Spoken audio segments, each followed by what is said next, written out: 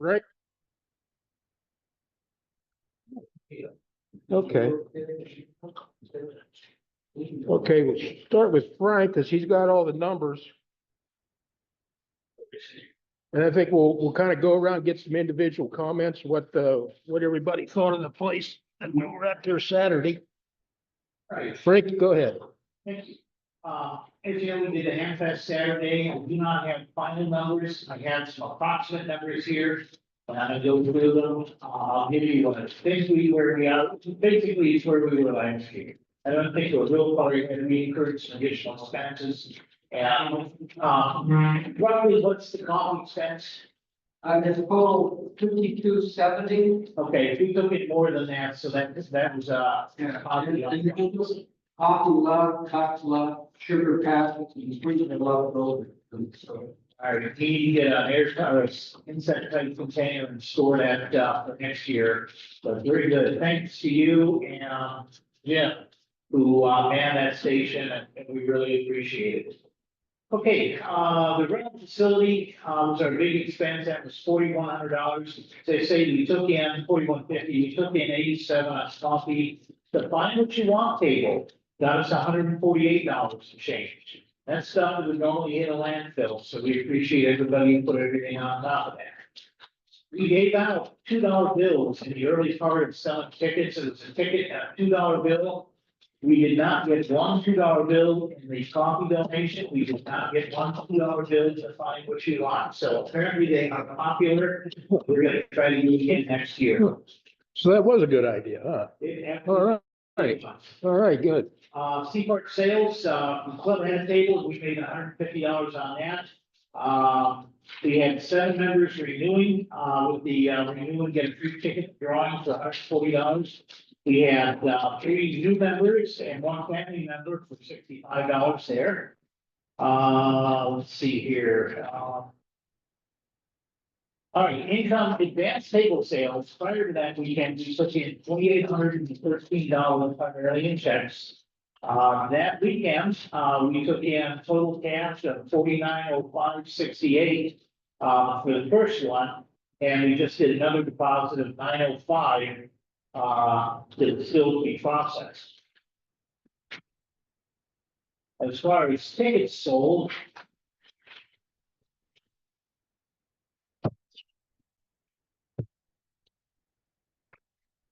I had an interesting challenge.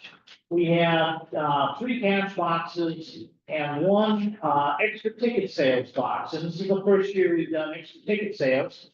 So I'm kind of curious as to how it went. And I realized we did not track the extra ticket sales.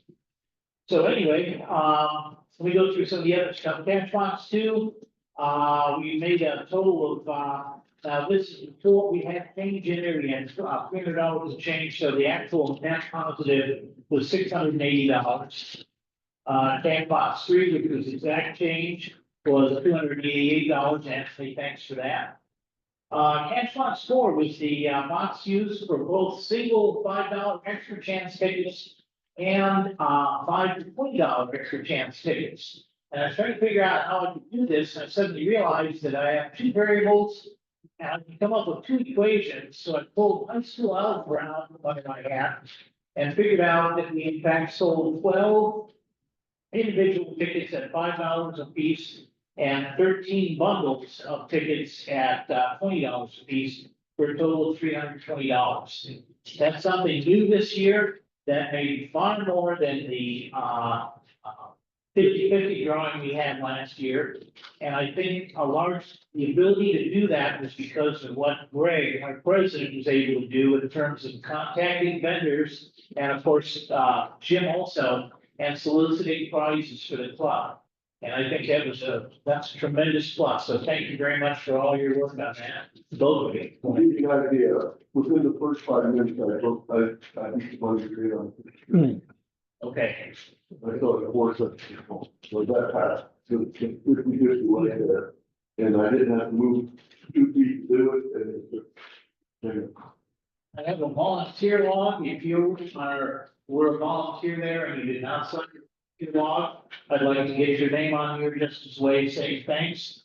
We had 2 unclaimed prizes They were mailed out, yesterday, Tuesday. These are the, receipts. I'll look them up in a week and make sure they were delivered. I was thinking of sending them out with a return receipt where you have to sign for it, but a lot of people refuse those.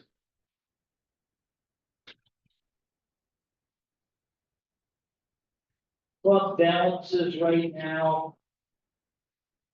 This is a breakdown of the accountings, there it is. Bank balances today, in the savings account, we have $12,777.58. In the, checking account, we have $3,195.60 from previous deposits plus checks that just went in today for $1,307. Those three figures total, $17,280.18 on fund funds. I'm still having trouble accessing our PayPal account. I have not through the mic. I've been tied up with a handfest, so I haven't got back to them on that. I'll do that when I get done with my taxes, which are coming up fast.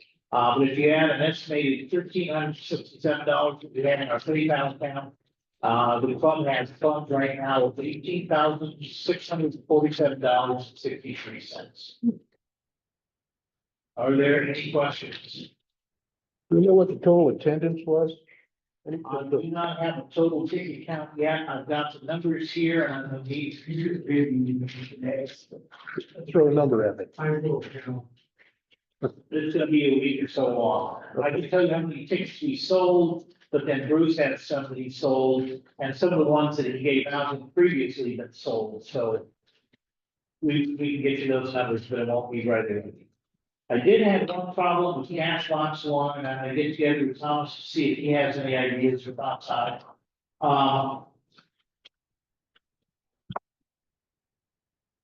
That was the one we left open the longest, closing. It actually was about noon, I think, or very close to. It was right before the main draw. Right before the drawing, which I think was at noon.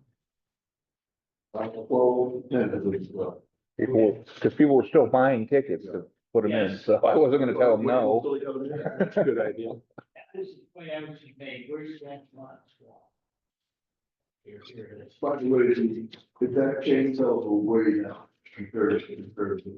People did all, the big rise at the beginning is lower than usual, so we could get it all in.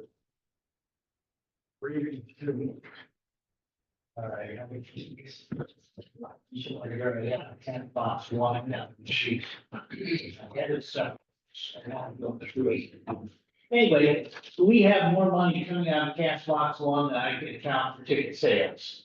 It appears that somehow we sold 37 and a fraction virtual tickets and made money out of that. Obviously, somewhere there was an error. I did find one error thanks to the double logging we do. Tommy put something in that I didn't catch, so we got that, even factoring that out, we have $301 we can't really account for. But it's on the right side, so I'll continue to look for it, but I'm not gonna freak out over I guess I looked at it, it. Isn't it better to have money, not know where it came from, than to not have the money and wonder where it went? Also, if anybody lost the radio there, one of the vendors came up and said, somebody set this on my table. We announced it several times, nobody claimed it. If it's yours, come up and talk to either Anthony or I. We both know the make and model of it. It's a VHF 25 radio. And I don't know if you don't get a letter, you gotta be a phone radio. The nice radio. Good work, you didn't get so bad. That's true, it's more newer radio. Could have been, here, with T2, or the Drake. Portable 2-meter radio. Oh, yeah. But it had the 4 crystals in it. Yeah. You have 22, wasn't it? Yes, you're 22. Was that? We were trying to sell them. Yeah, We were trying to see who's selling them out. John had a question. Yes, no. Did all the talk on radios get, Yes. Yeah. We had 12 entries in the bin. And we gave out 10 radios, and I pulled 2 of these little portable antennas from the Transel donation and gave to the other 2 people who had owned it. I sent Jim all the information and the pictures. There's a picture actually on our website you're a picture of all the winners. We do need to set a talk about a, thank you and some stuff. So there's, by the way, there's a link here to all the photos that Keith took. Right here, you can go to all the photos. But down You're not here- sharing your screen. Oh, thank you. Thank you.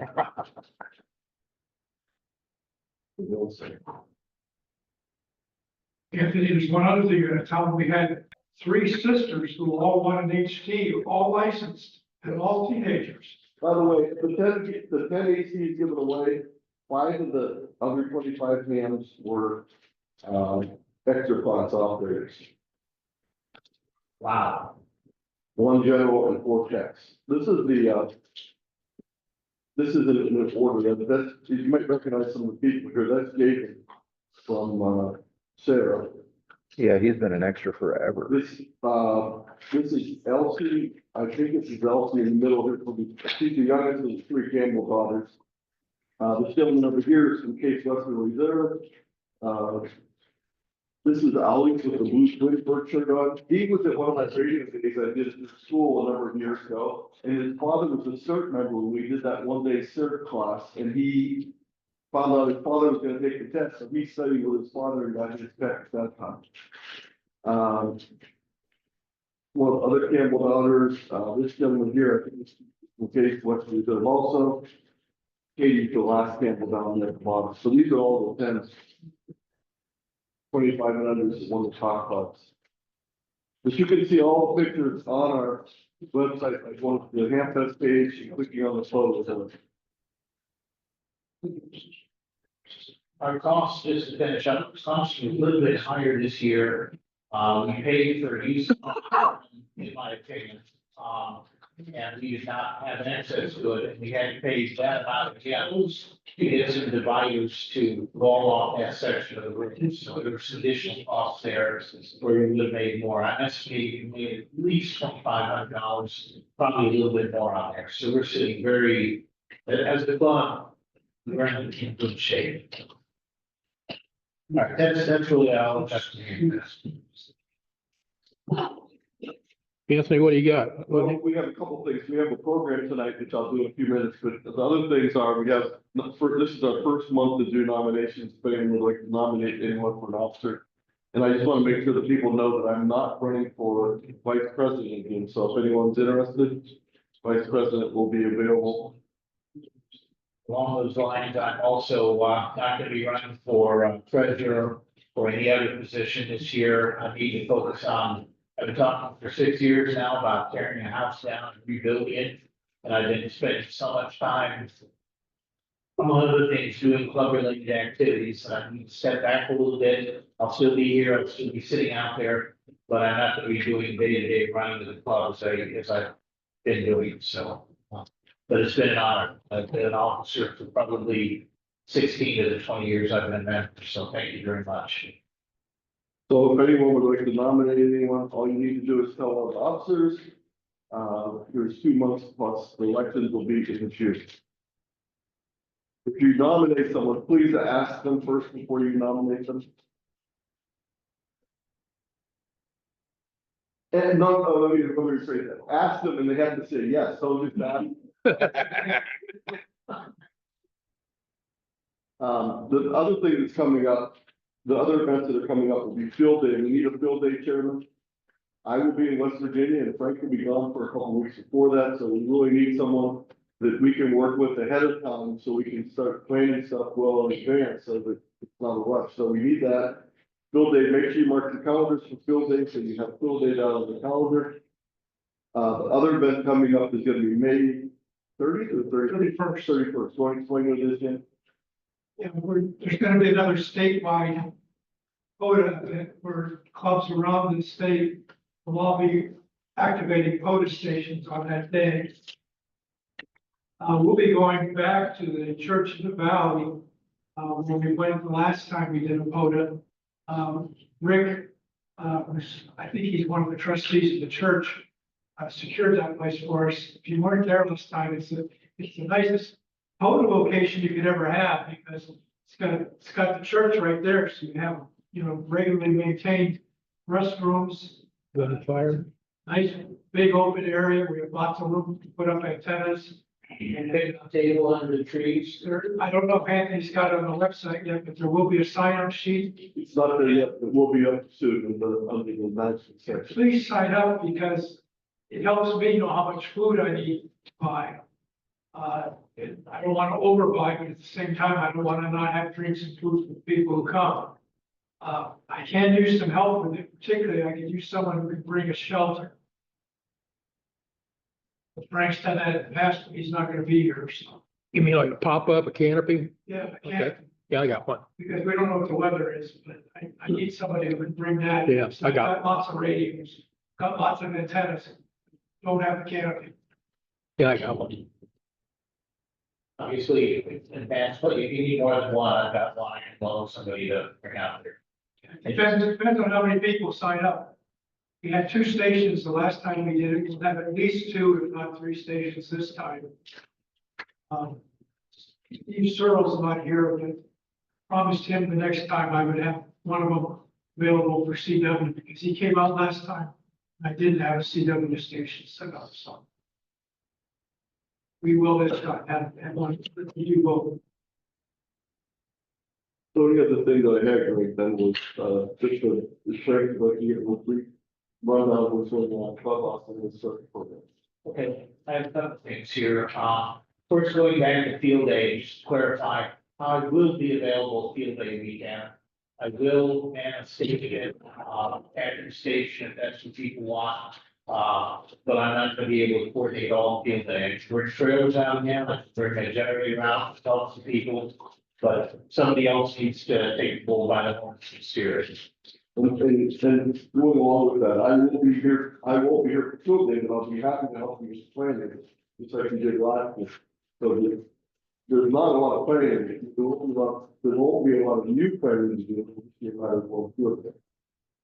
Clubhouse wise, you probably, hopefully most of you saw my newsletter article. We do now have a sewer line in there. We've got a couple of things planned, a ground system that we need to put in. The earth is very soft. If you're ever gonna drive the ground rod in, now seems like a good time to give it a try. So sometime the next week or two, maybe, that following Wednesday, 4th Wednesday of the month, we'll give that a try. We have a video camera and a cable that will reach into the shack area and monitor. We are going to put a camera outside above the side entrance door where the doorbell is to the second floor. And when you come up, if somebody's already in there, push the button, they'll be able to see who you are. I also have an electronic striker to see if you can't put that in the door for the time being until they go out and replace the entire door and frame. Hopefully that way somebody upstairs can hit a button and open the strike down here above people without having to fall all the way down the stairs. Yes. Sewer is not yet complete fix. Oh, okay. Bruce has an update on the sewer. Yeah, the drain from the kitchen. It's still not functioning correctly. Okay. It's ice in the basement and you're more or less gonna have to replace some stuff down there. Okay. So I know the drain closet working with them. We can see pretty much. The rest of the sewer works, so we can use the bathroom. I'll say. Yeah. And It just don't use it. Nets are down, we're only getting 12, 13, 15 check-ins. The DHF or the HF and almost each DHF is 6 meetings the other day. So if anybody has any ideas about what we want to do for the next, a question, a technical question, a brain teaser, a topic, something to liven it up a little bit, borrow an idea from everyone, that's let me know. I'd like to get some more people back involved there. We have a club member, Ron Day, who is mobility challenged and wants to put up a, I believe a diamond downtown. I've been helping her figure out the expander, thank you. I've been helping him with the site survey and positioning things, he's done everything ready to go. We've not been able to do anything more since, the HAMFest coming up. After tax day, I will, we get a good warm day, I'd like to get together and I think I mentioned this to you, John, and I mentioned it to you, Anthony. I think 3 or 4 of us could get over there and make it a morning and probably an afternoon project and, get his antenna up and operational in its coaxial place. So I'd like to try to do that coming up. That's really all I have at this point. Right? Yeah, Isn't it neat if we knew they were doing that solar, work, we could leave that 8-foot ground right down to the bottom of the trench. you know, you're absolutely right. You're absolutely right. But it is what it is. So. Why are you bringing it up now, Dave? Why don't you do it then? What the heck? I told you, this is large, Thanks, Dave. Yeah, we actually want to drive it in vertically, I think doing it right here at the house. But the setup is designed so that the London registration will plant to ground to the, ground rod for their structural stability and strength. There'll be a, plastic housing around the whole thing, but it's there just to keep weather away from the lightning arresters. The primary activity for strength will be the ground rod holding the lightning arresters and everything. Yeah, so, well, then we're gonna put a window well protector around there so the, evil weed whackers don't come along and whack our coax. All right, it's last thing, if you have any expenses for the ham fest, let me know, finish filling these out. And once I have all the expenses, I can give our officers, and anybody else, a final total on where we stand financially. And Greg, if you could schedule a block meeting sometime in the near future after tax day, I sure would appreciate it. I think we've got some other topics we need to go through here. Thank you. Okay. What date's convenient for everybody? Thursday? Saturday, April 15th, Thursday will work for me. Okay, this coming Thursday? Or next, Tomorrow. tomorrow's a, or, Probably not yet. no, the third, the next Thursday, next Thursday, 17th. Everybody good on that? Okay. Again, everybody is invited to a block meeting. This is, as a matter of fact, we need your advice, suggestions. All the board, yeah, we sit there and wonder what do our methods want. So if you want to see. I'll tell you which one. Finally, Anthony and I I'll send you talked about this, and I'd like to get your input. Assuming the numbers hold, and I'm pretty confident they will for our ham fest, we have enough money to consider buying a fairly good station up there. Talking about a current radio, a good antenna tuner that can handle 10-to-1 or so, SWR ratios. We want to talk about putting a second HF antenna up, perhaps a VHF antenna, maybe even a spider web beam and a small tower if the city will let us. We need to Just approach three people on out there. Linden. But I think we want to start talking about spending some money to get some modern equipment out there. Finally, talking about antennas and antenna tuners. This is the Gunson automatic antenna tuner.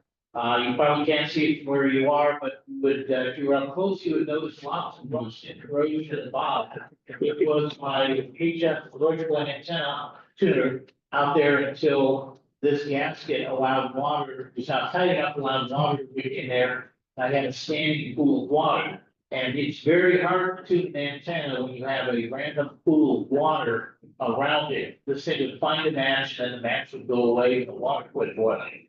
I believe the antenna tuner is good. It's a replacement of some coax connectors. The question comes down to, how do you test one of these?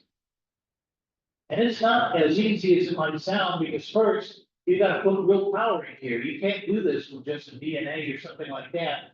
You gotta give this 10 or 20 or 50 watts and make it tune something. And secondly, what do you tune? You stretch about 30 wires to different length out your window.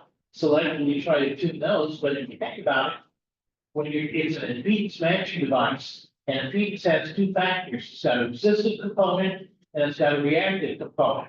Resistive component can be greater or less than 50 ohms. Reactive component can be plus 0 or minus. You ideally want it to translate whatever it is to 50 ohm resistive, 0 reactive. That's what your radio is happiest with. So how do you figure out if this can be done? It's what it starts.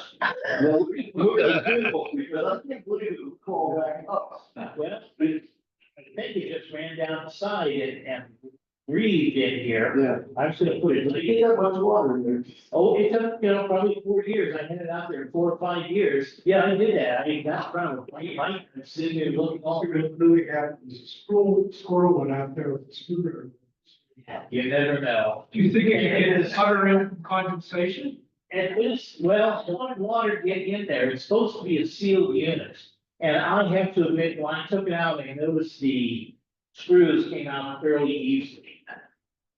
So anyway, I found out how you can test an antenna tuner. You need an HF radio. You need an antenna that can be reactive or both reactive capacitively and inductively and have different resistances. But once you have that, you can test it out with the DNA to figure out what quadrant of the Smith chart it's in.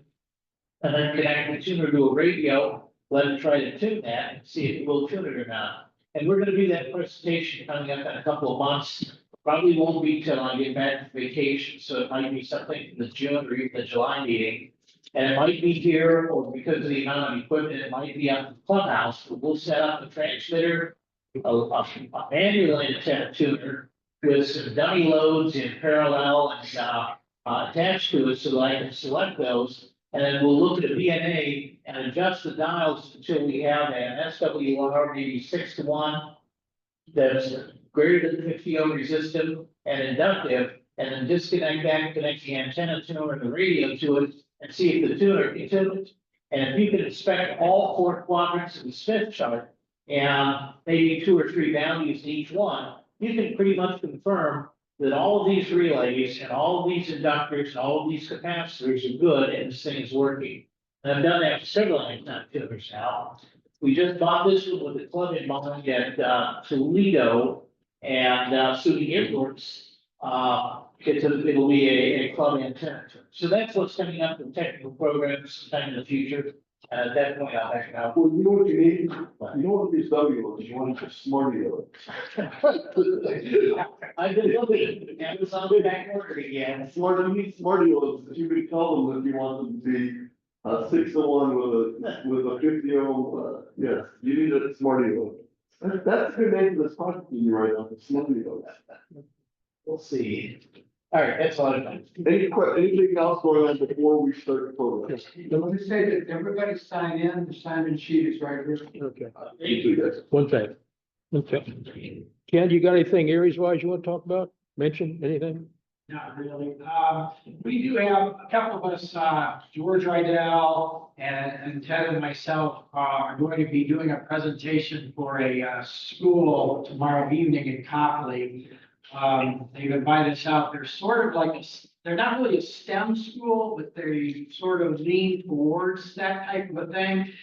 They had the president of the Akron Astronomy Club come in last month and give a presentation. And this is going to be to all the children and the families, their parents and everybody is going to be there. They want us to come and do a presentation on amateur radio and emergencies, how they can be used in emergency situations. So we will have a couple of radios tomorrow night. We'll try to be on the CFARC repeater. If we can get to hit the CFARC repeater, we'll try to be on the CFARC repeater. We'll also be on HF. I don't know exactly where yet on HF. I'm assuming maybe, 40 meters is probably gonna be really busy. We're gonna be there from like 6 to 8. So 40 might get kind of busy at that time, so we might try to get up maybe on 20 meters or something. But if you happen to hear any N1EZZ calling, CQ somewhere, please come back to us, because we're gonna let the kids play with the radios and kind of give them a chance to talk to people, hopefully, that what these people have to speak to, so. That's it. Okay, All I have, okay, what time on that? 6 to 8. 6 to 8, okay. Okay, I got a couple of, No, it was, but this wasn't focused on. It was focusing on it. I've got a couple of observations about the Ham Fest, but I'll wait till after the presentation so we can get that going. Anthony, That's only this back there, I think. what? I have one announcement. It's not a positive announcement. One of our members is very ill. Ken Lorkowski had a very serious heart attack last Thursday afternoon. No kidding. He's in Akron General Cleveland Clinic here in Akron. His heart actually stopped and they had to start him with the paddles, and he is on a ventilator now. So I talked to his girlfriend Joyce this afternoon, the second time I've talked to him. He has made some improvement, but that's still very serious, so we thoughts and prayers for him, we appreciate it. Okay. Thank you, Jim. John? The annual audit by the trustees, financial audit. Would that be done at a board of governance meeting or at a club meeting? That requires signatures, doesn't it?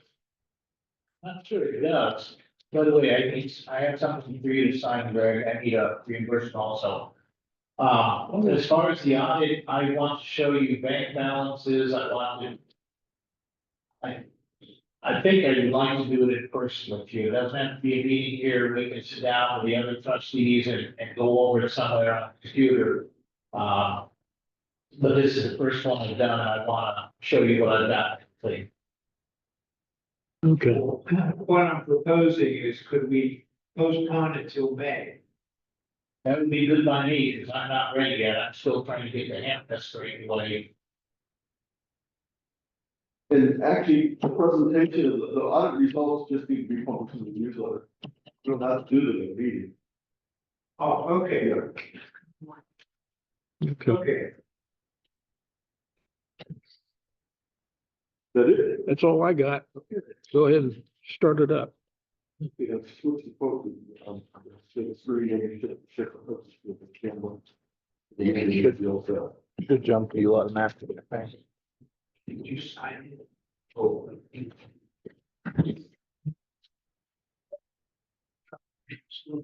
Hey, Greg, you made it. All right.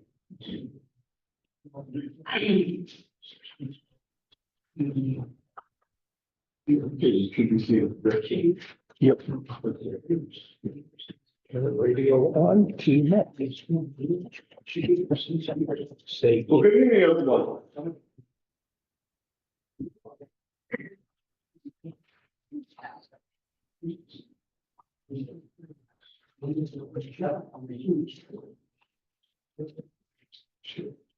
Don't mind John, he's having dinner.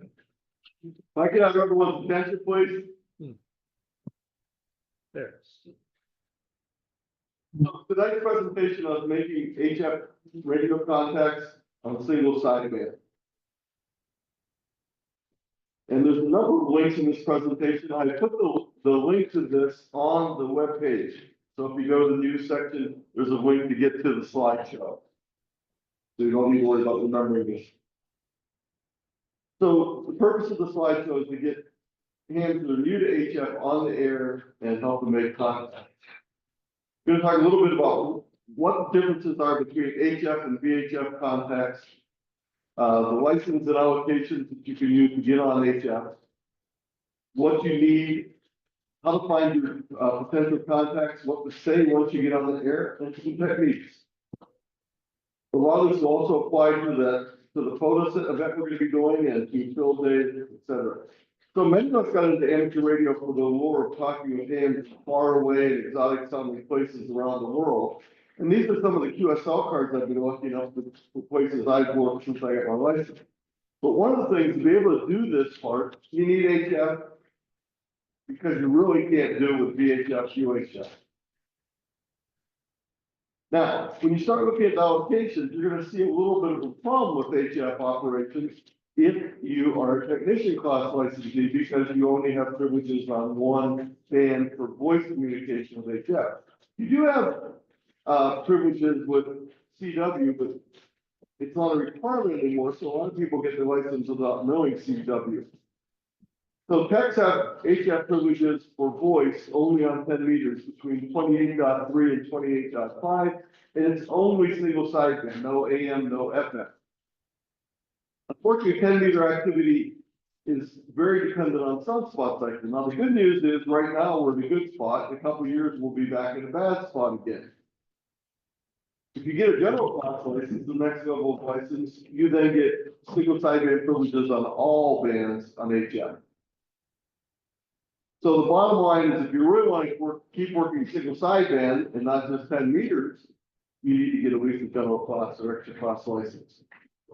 What do you need to make HF contacts? We need a radio capable of HF. It can be a single band radio, or more likely it's going to be a multi-band radio. It probably will include one VHF band also, and that it typically includes 6 meters. You need an HF antenna. It can be something as simple as a dipole, or it can be something as elaborate as a beam. You need a feeder line to connect the radio to the antenna, and then you need input. We're going to be talking about single sideband today, so you need a microphone basically. There's a typical station. You also need power to power the radio.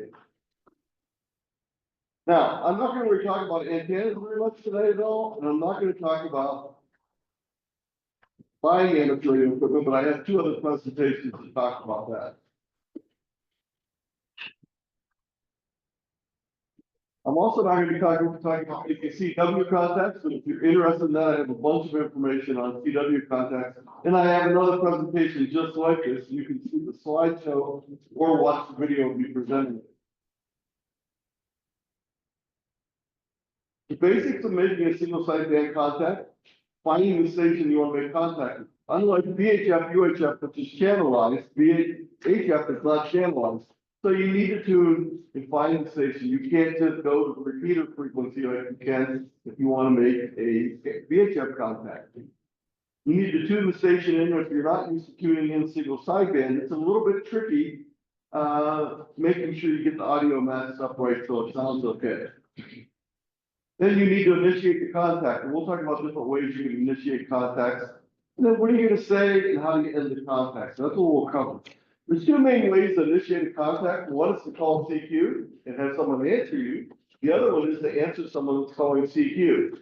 Calling CQ over and over again like during a contest is also referred to as running. And answering CQs is often referred to as constant pounds or search and pounds. Most new operators tend to go for answering CQs. There's a couple reasons for this. One, if you call CQ, you might get 5 or 10, 15 stations coming back at the same time. And if you're not really used to operating HF, it might be a little difficult to pick everyone out. Also, if you have a lower powered station or not a great antenna, it might be hard to hold a frequency, especially when the band is very busy. You might be calling CQ and no one might be answering you, and you might lose your frequency to another strong station. So how do you find stations? How do you find stations that are calling CQ? Well, you select the band, you tune and you listen. Now, before we even get to that point, you need to choose which band you want to try out. Now, the band will depend on a couple things. If you're a 10-meter operator, if you're a technician, it's going to be 10 meters. So you need to stay on the 10-meter band looking for this contact. But if you have a general or extra class license, it's going to be dependent on what equipment you have, what antennas you have, and propagation, and time of day, and sunspot cycle. So right now in the evening, this would not be a good time probably to go out to 15 meters because it's going to be pretty much closed by now. It's going to be a great time to be on 40 meters or maybe even starting to get on to 80. You could also use spots from DX spotting clusters to find out what stations they're on. And that'll help the post the frequency they're on. You can tune right to that frequency. If you're operating during a contest or a special event and they suggest certain frequency ranges, go to that frequency range. That's where you'll find the people. Take part in scheduled on the air nets, such as our Monday night Band Explorer net. It's a great way to get on HF. And you know exactly which frequency to find people on and what time to find them there. So I have a link here that will take you to information on all of the information on the CFOT Band Exploration net and other nets that are helped around the country.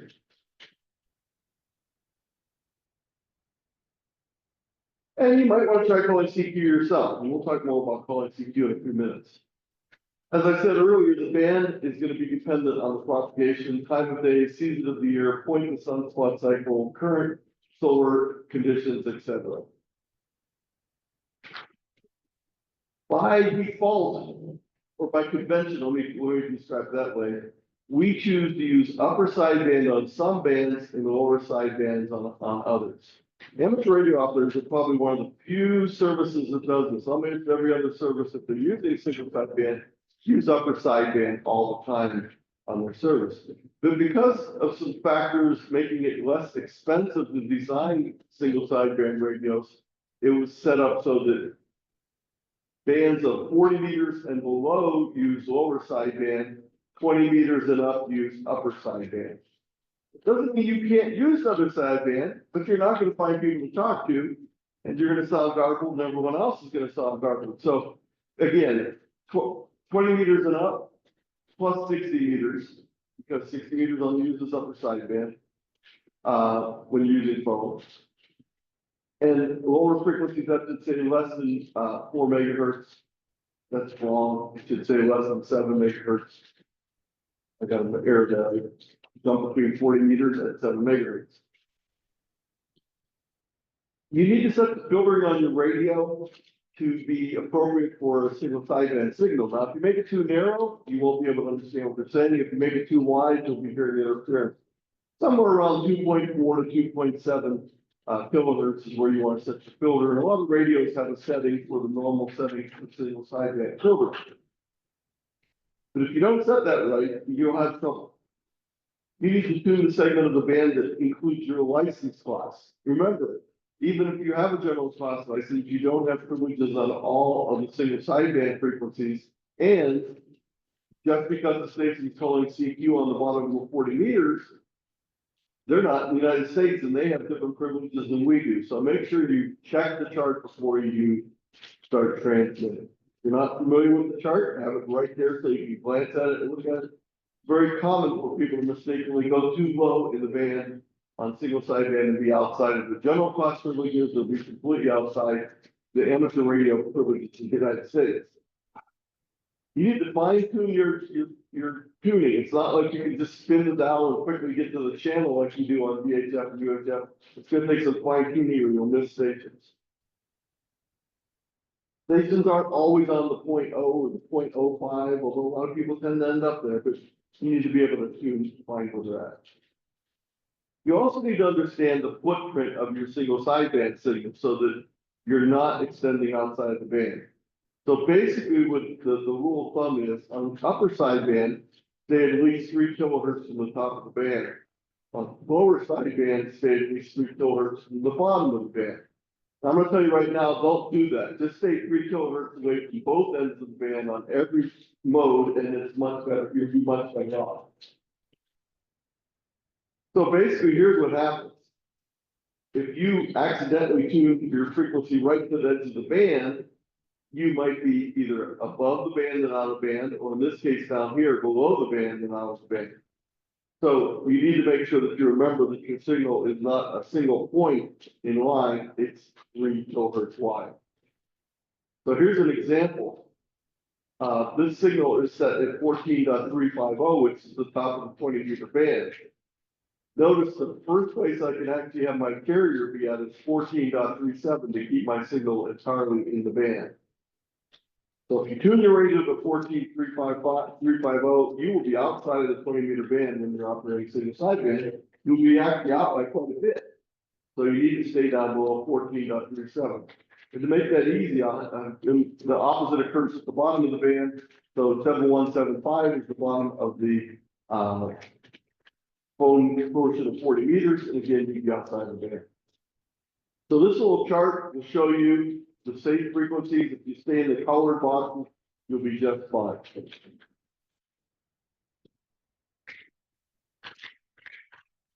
These are a bunch of resources on tuning in single sideband signals. Understanding how single sideband works, knowing how to tune in a signal, etc. And even with some for specific radios like the 7300 by AC3BS. You can click on any of these links in the slideshow later. So when you're tuning around, what are you listening for? You're listening for stations that are calling CQ. If you do hear a station calling CQ, you need to make sure that they want to talk to you. If they're calling CQ California and you're not in California, they don't want to talk to you. If they're calling CQBX and you're not DX, they don't want to talk to you. If they're calling CQ fifth call district, and you're not in the fifth call district, they don't want to talk to you. So if they're just calling CQ, we'll assume that they want to talk to everyone. Sometimes stations don't call CQ. If they're working in a contest, quite often, they might end up with, thank you, QRZ, KHTP. They didn't call CQ, but they finished up the other one, and now they're asking for the next station to call them. So sometimes DX stations and contesting stations might not even be calling CQ, they might just be saying QRZ, or they might be saying, telling you a frequency to go to. So just, you have to be aware of what's going on. DX stations operating split may say something like up 5 to 10 or up 5 to 15 on phone. Or on CW, they might be sending like up 1 or up 1 to 5. In pre-computer days, spotting was basically something that one hand contacted another hand to do. So I might call Jim up on the phone and say, Jim, V51F is on this afternoon, and give him the frequency, and he would go off and work. So phone calls were very common. Later, people started using pagers and then eventually texting. There was also people that had repeaters where they would be giving out DX spots. Sometimes DX folks would set up a repeater just for the purpose of being able to monitor it. When someone would find a DX station, they would let everyone know. With the advent of packet radio in the 1980s, people set up these websites, I shouldn't say websites, packet sites where you could go in and get all of the information that everyone was posting. And it would propagate to anyone who was connected to the packet cluster. So that you often hear these referred to as cluster spots. Nowadays, all that's taking place via the internet. So we still call them DX clusters, but really they're not a cluster like the packet clusters are. Sometimes you see spots in a magazine or an article saying such and such a station is going to be on such and such a frequency on such and such a day. So sometimes they're not immediate. These are all links to various spotting resources: DX Summit, DX Skate, DX Cluster, DX Heat, DX Watch are all good places to get information. You can also use a Telnet connection to connect to many, many other spot spotting sites such as K3LR or K8AZ if you want local spots in this area.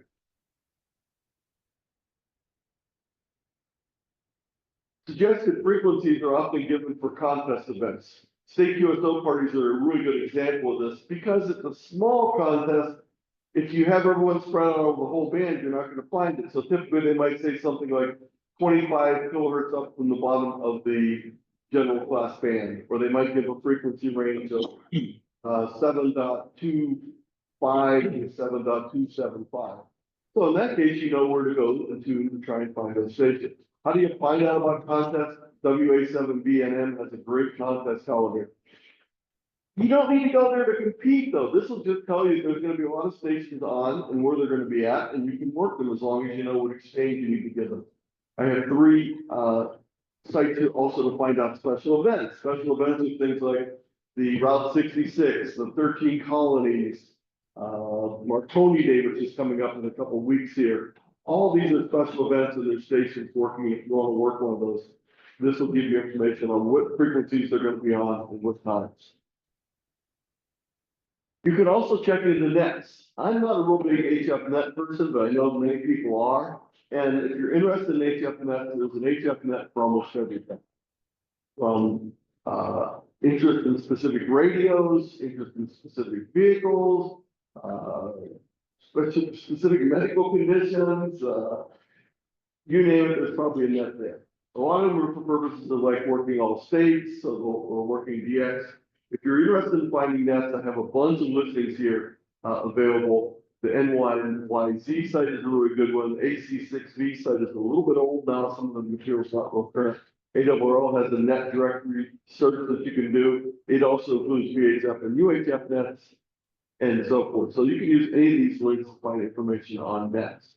If you are checking into a net, the procedure is a little bit different. They might be calling CQ, or they might just be asking people to join the net. If you are checking into a net, follow the net, the person that's running the net's directions. If they say, we would like to call for people to check in, and we want the last 2 digits, the last 2 letters of your call sign, they give the last 2 letters of your call sign. If they ask for full call signs, give full call signs. By the way, the only time you should ever give just part of your call sign is if they're specifically asking only for part of your call sign. Otherwise, just assume that you should always give your full call sign when you're trying to get their attention. So each net operates differently, so I don't have enough time to cover all the different types of traffic nets, et cetera, et cetera. So make sure that you know how the particular net operates. One of the things you can do is a lot of times nets have a website that goes along with the net describing all the things they do and how they do check-in and their schedule and all that. There's also a piece of software called NetLogger that will let you see nets that are going on. And I have a link to that back here. Right here, which says NetLogger. There's a link right here. There's also a presentation available if you want to watch video on NetLogger. But NetLogger will let you see what nets are available, and it also actually let you put your name in on the net list on the internet, so they can call you and they will keep your checking. So after you find a station that you're interested in, and you give your call sign, once you find a station that's calling, you need to give your call sign. Where do you give your call sign? Well, the obvious thing would be, well, he's calling here, so he must want me to answer him here, but that's not always the case. Sometimes they are exactly on frequency. They're transmit and receive frequency for the same, so if you zero beat them, gives you frequency matched exactly to them, you'll be good to go. But some people listen a little bit higher, some people listen a little bit lower. I'm not talking about split, I'm just talking about a little bit. Some stations are operating split. They might be operating one kilohertz or 5 kilohertz and 15 kilohertz away. So you need to know where they're listening. So really where you want to answer is where the last station that was successful in getting answered gave their call. So you want to zero beat stations that are being successful. That way you'll be where the calling station is listening. Then you need to play a game. If there's no one else calling, it's easy. You just give your call, they answer you, you're all set. Let's say there's 15 or 25 or 150 or 200 people calling at the same time. How do you get through? You need to figure out how the person calling is answering other people. Is he answering the first people that respond? Is he answering the people that wait a little while until the crowd dies down? Is he responding to people that give their call sign twice? Is he only responding to people that give their call sign once? Is he only responding to people that give phonetics? Is he only responding to certain types of response? Is he only responding to special stations? Maybe it's a contest that he doesn't need to work US stations because he's US station and it's the X only contest. So you need to make sure you know what they're looking for. So once you figure all this out, then you need to give your call sign. Key your microphone before you start talking slightly. Don't start talking before you key your microphone. I hear this a lot of times, especially when people get nervous. You'll hear the second, third letters of their call sign because they haven't keyed the microphone before they start talking. Speak clearly and directly into the microphone. Typically on HF, phonetics are recommended, and not only are phonetics recommended, standard NATO phonetics are recommended. Don't use your cute call sign phonetics that you use on the repeater, especially if the station's first language is not English. Sticking with standard phonetics can be the most successful thing. I would also suggest though that you have a phonetic that is a backup for each of the characters in your call sign in case they're having trouble with the standard phonetic. So if I get my call, someone comes back to me and goes, the Kilo Zulu station. Well, they're messing up to the kilos, so they come back to me as Kilo Zero station instead of Zulu. I can keep giving Zulu, and if they keep coming back and saying zero, I'm not getting through. So my backup phonetic for Z is Zanzibar. If they're having trouble with the T, my backup for Tango is Tokyo. So I have a backup phonetic just in case. But I try and stick with the standard phonetic, and it's usually much more successful. Match the pacing speed of the station being answered. If the station is taking a very fast call, give a fast call, but if not, slow it down so they can make sure they hear it. Getting through a polyp is sort of like merging onto the freeway. You need to be at the right speed at the right time in just the right location to be successful. And I have a whole presentation on that You can go out and see, there's a video of me presenting it, it's called How to Make That QSO, Get in the Rhythm, Know the Rhyme, and Dance the Dance. So they answered me, now what? First thing you want to make sure is they got your call correct. Because if they didn't get your call correct, you really haven't made contact with them yet, because in their logbook will go the wrong call, and they really didn't think they'd make your. Also, what else did they say or send? What have they talked to about with the previous contacts? Did they just give a name and a signal report? Did they give their name and their location? Did they give their name and their age? You're gonna wanna do the same sort of thing that they've been doing with other stations they've talked to. So listening is really the key to give you an idea of what you're gonna say. So let's first explore the fact that maybe they didn't get your call sign right. If they didn't get your call sign right, repeat it twice. Hopefully they'll get it right then. But instead, if they come back and say K8ABC as a question, what should you say? Don't say K8ABC because you'll just confuse them. So don't repeat it, confirm it if it's right. So give them a Roger or QSL or okay or whatever positive thing you want to do. The worst thing you can do is when they come back with your correct call of the question is give your call again. Because they're going to assume it must have been wrong because you're giving it again. Very, very important. I hear this all the time, and a lot of times people won't make the contact because they don't realize this and they frustrate the station's caller. If they're still not getting your call, this is when you switch over to those alternative phonetics. So they got my call, we're ready to go. What kind of QSO is this going to be? Is it going to be a short exchange, call sign and signal report only, such as mainly in a DX station or a contest? I'm sorry, special event. Is it going to be a short exchange plus short report plus a contest exchange, like in a contest exchange? So I might be 5-9 Ohio when I'm giving them the report. This is a typical short QSO, things like signal report, your name, your location, maybe your radio, just a few lines back and forth. Yeah, that's a very, very common type of thing. Sometimes that'll turn into a longer QSOs, often known as a rag sheet. What triggers that? Well, maybe you say radio here is a Pentec 509.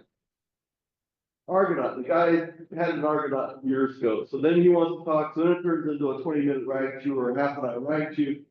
It's just a natural progression. The other type of contact is a net contact, and that would be very special depending on what that is. So there's really 5 different main types of QSO. So here's an example of number 1, a short exchange. CQ, Romeo 1 Alpha Bravo. Whiskey 5, Lima Zulu. Whiskey 5, Lima Zulu, 5-9. Roger, 5-9, Texas. Roger, QRZ, Romeo 1 Alpha Bravo.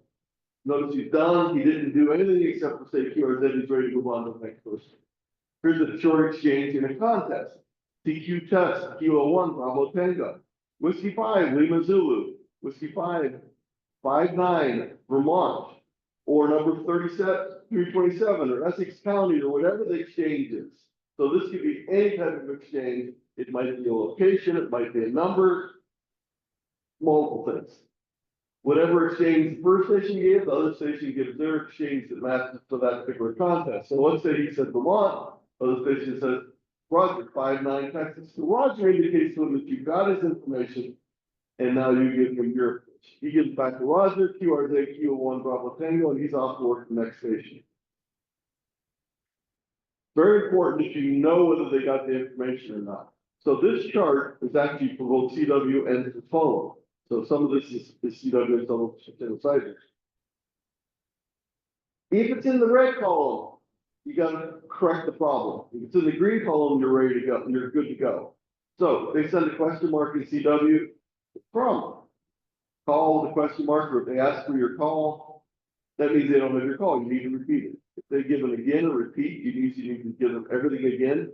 If they ask for a number, and there's a number in the exchange, then you need to give them the number. If it's field day, maybe they might ask for the state or the number. Again, section, exchange, those are all questions. They'll be short in CW, but they'll just ask you on the phone. If they say before or due, but it's a contest, that means they think they worked you already in that contest. Check your log real quick. If you have worked them, fine, say thank you. If you haven't, say, sorry, no, I haven't worked you before, and give your information and hopefully they'll work you. NIL is usually when they are not able to complete the contact. It means not in the log. They'll say not in the log on phone, they'll send NIL on CW. And sorry later means try later, not 5 seconds later, at least a few minutes, maybe even an hour. Band conditions might change. Sometimes it's the second day. If you're trying to get a station during a contest and it's a 2-day contest and they're really swamped with people, note the frequency and time you heard them. Try that same frequency and time a couple hours later, maybe even the next day, and see if they're still there working. These kind of systems often have a 48-hour operation and they'll be on the same frequency. Yes, John? Sometimes on the Duke, I have their call sign wrong. Yes, So, you need to make it. so I ask them for the time and I look and I fix it. If it's a contest, sometimes they'll accommodate you. If not, I wouldn't worry about it. I would, well, if they'll give you the time, that's fine. But a lot of times they won't take the time to look up the time. Yeah, yeah. It really depends on the operator. Well, a lot of times they'll say what time it was. Yeah. So in the green, you're in good shape. If they say thank you or send a PU, Roger, or send an R, QSL, 73, okay, or any other permit. Problem is, some stations don't take time to say thank you or to say anything. They just move on and work the next station. So you're gonna assume that if everything was going smoothly and there was no ask for repeats, they got to it, they're just moving on to the next one. It only takes a few seconds, especially on CW, to send a quick TU or to say Roger, or say thank you or something like that, but some stations don't do that. Special contact. This is a POTA contact, for example, CQ POTA, Kilo 1, Bravo Tango. When they're calling CQ POTA, it's a little bit different when they call it like CQ Ohio. That means they want to talk to someone in Ohio. When they say CQ POTA, that means they're a POTA station. I know it's confusing that that's the way it's been done over the years. So instead of it really should be something like CQ their call and then POTA, but they say CQ POTA. So that means they're in the park. You don't need to be in the park.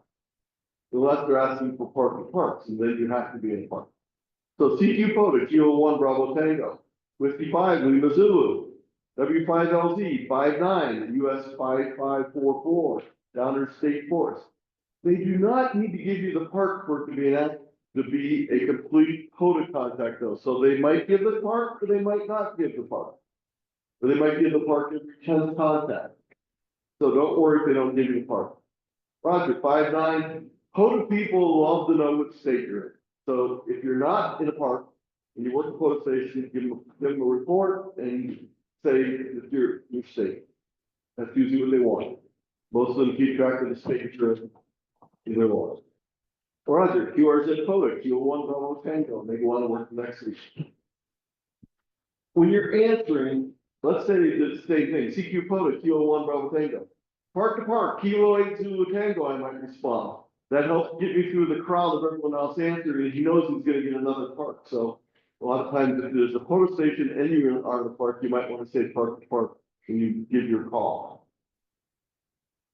A short contact and a rag sheet, CQ Kilo 1, Bravo Tango, Whiskey 5, Lima Zulu, W5LZ. You don't need to give phonetics over and over again once you establish it. Good evening, you're 59 Vermont, name your Frank, QTH is near Burlington. How do you copy? Roger, Frank, you are 59 Texas, name is Jim, QTH is Houston.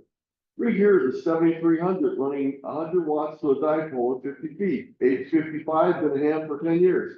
Fine business, Frank. I'm coming. Is doing a fine job. Read here, Yaesu 710, to a vertical 882, Hampson 16. QSO continues to both parties are done. It may turn into a rag sheet. You don't know. How do you end a long QSO? Especially if you have to go back. Jim, thanks for the QSO. Thanks for a great QSO. 73. W5LZ from K1BT. Remember, you have to give your call at the end of the contact because that's the rules. Every 10 minutes and at the end of the contact. We listening for others under fine. So I know now that he wants me to say goodbye, okay? So I don't want to start a new conversation. He told me 73, he told me he'll be listening for others on my finals, so he is assuming this is gonna be my final. So Frank, it was great to chat. Please QSL be a logbook for the world, to confirm Chittenden County. Hope to see you again soon, maybe on 160 meters over the winter. 73, Kilo 1, Bravo Tango, W5 LC. CQ, Kilo 1, Bravo Tango, Eagles off. So those are the main ones. The net, of course, I can't duplicate because the net's going to be different. So once you start getting comfortable, then you want to start balancing out the fact that you're going to want to call CQ sometimes. So we need a balance of both listening and calling CQ. These are all, by the way, I created all these images through IA image share with specific things I told it. In addition to listening for other stations, calling CQ is important. So also you want to call CQ every once in a while. When you're calling CQ, first use the banded segment as you did for listening for CQs, based on everything else, including your license class. It's even easier to make a mistake here because there's no one else talking there. So make sure you're on the right frequency before you do it. Make sure you're on the right side then, make sure everything is set ready to go. Do it wrong until you find a clear frequency, one where a QSO is not already going on. Listen, that's how you'll know the frequency is busy. Once you hear the frequency is empty, then you press your mic and say, is this frequency in use? And give your call sign and then listen for a while. If no response, then you can begin calling CQ. You might even want to do this twice. But again, is this frequency in use? K8ZT. Make sure you give your call sign because if they come back and there's someone there, you're not going to say anything else. So you want to have identified yourself when you say that. Remember, especially on the higher bands propagation, you may only be hearing one or two stations. So there might be someone that's very loud there and you're not hearing them because they're too close to you. By the way, don't say QRL. QRL is, are you busy in CW? There's no reason to say QRL, say, is this frequency busy? Types of CQ. General, non-specific, anyone can respond. A contest CQ, requiring context in the contest. So if I'm looking at Ohio QSO party and I'm in Ohio, I just say CQ Ohio QSO party, anyone can answer me. But let's say I'm working the Maryland QSO party and I'm in Ohio. I would say CQ Maryland only, please, because I only want to work stations in Maryland. Specific CQ for DX, for specific location, for specific operating event, et cetera, et cetera. Okay, so we talked about finding stations and answering, talk about calling CQ and have other stations find you. How do you make a lot more contacts? Get on the air when the bands are busy. When is the band's busy? During contests, on weekends, and during special events. Get on other times too, but if you really want a chance where there's a lot of people, get on during these times. There is a phone contest every Tuesday evening called the Phone Fray, PHRAY. It's at 7 o'clock or 8 o'clock, depending on what time we're in, time zone wise, season wise. Go to the contest webpage and look up the information on how to work it, and it's a 1 hour contest. Both call CQ and answer CQs, practice making contacts. Use the computer to do your logging. It's much easier that way, and it'll be much more efficient. You can also do things automatically using computer to log your contact, all the information such as the frequency, time, the mode, all gets pulled right into your log without having you to write it. If it wasn't for that, every time I change bands, I forget to change it in my log. I used to do that when I did paper logging. Now I don't worry about that. So here's some online amateur radio resources. I have a whole thing called Beginner's Guide to HF that I did with Dennis Kidder W6DQ. It's 5.5 hours of video and about 290 slides. It's broken down into 4 segments. There's also one that I did with Muzz Wall and 6VI on Beginner's Guide to VHF and UHF.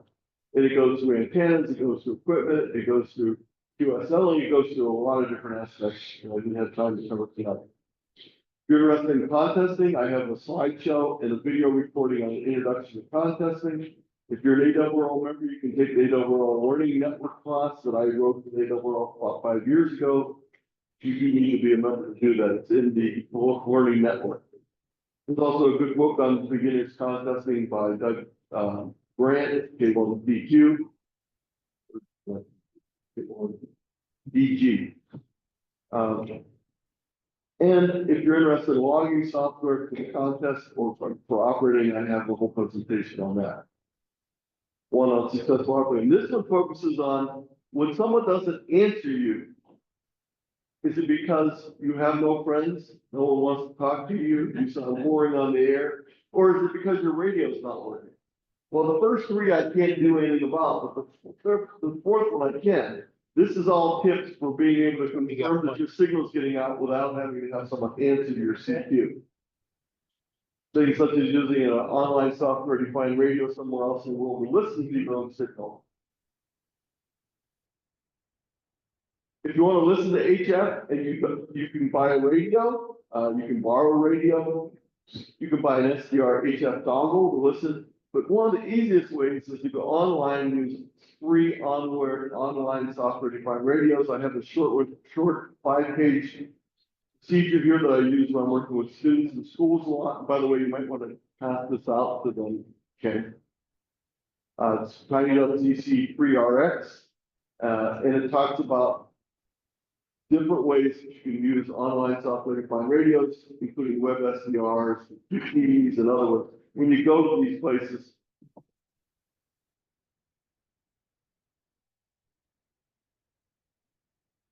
there's over 175 stations here around the world. Great antennas, great receivers. You can pick which one you want.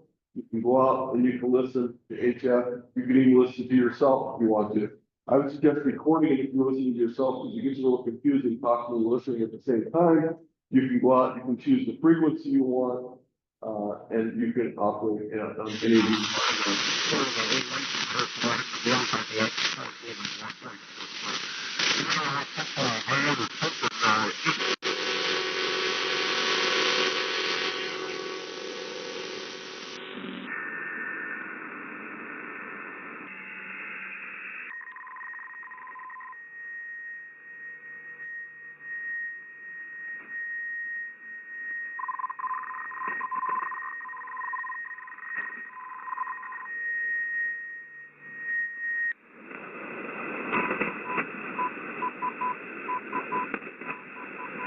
W50, good evening. My name is Bert.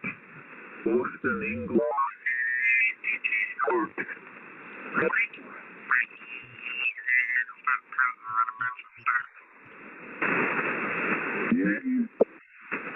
You shouldn't have any trouble getting rid of that stuff. That's what they had to. And that's it. Questions, comments? Go through that again. Yes. I'll record it. I'll post the recording in a couple days to the website. I just want to say one final thing again, for those of you who volunteered at the Hamfest, thank you. It turned out great and couldn't have done it without you. Everybody give yourself a hand. I didn't tell you to stop. Yeah, nice work. Before we go, anyone on Zoom have any questions, comments? We didn't give you guys a chance to talk.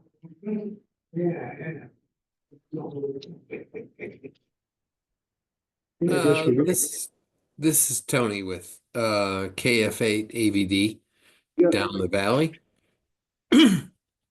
What would you think about having a new person liaison position?